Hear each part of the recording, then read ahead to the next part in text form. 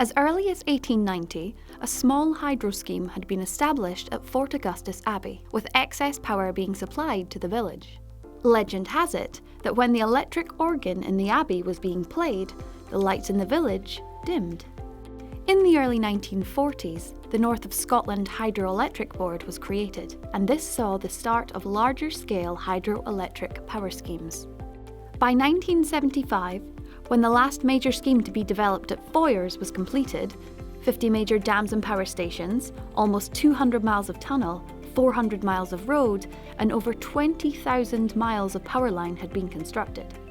Today, renewable energy takes many forms. But in Scotland, hydroelectricity was where it began. This sustainable and reliable method of generation brought electric power to every corner of the country by harnessing our natural resources.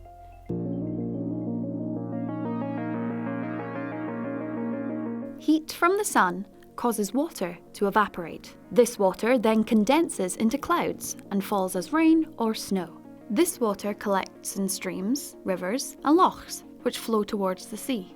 Hydropower converts the energy from water flowing through streams and rivers to electricity. The water is diverted to rotate a turbine, which in turn powers a generator, which produces electricity.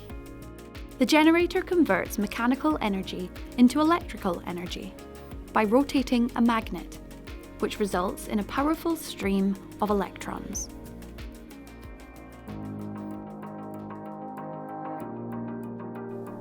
A common sight in the Highlands of Scotland are dams. These are used to stop the water flowing naturally and store it in lochs, where it is released as needed to generate electricity. Pumped storage hydro plants, as the name implies, pump water to an upper reservoir or loch, and then use the same principle as dams, releasing the water as it's needed. This can be a useful way of responding to changes in electricity demand. The water is pumped up to the reservoir when demand is low, and then released to generate electricity when demand rises.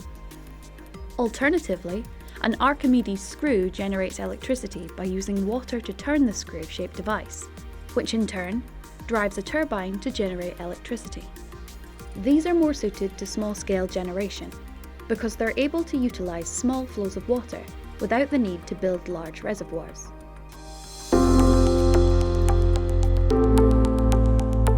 With all electricity generation, the same challenge exists. How do we get the power which has been generated to where it's needed? When the electricity is generated, it runs through a transformer to increase the voltage. This reduces the amount of electricity lost as it takes the next part of its journey to consumers through the electrical grid. However, this increased voltage needs to be reduced at the other end of its journey by a second transformer. This makes the electricity safe to use by the time it reaches its final destination, and we turn on the kettle, plug in our car, or heat our homes.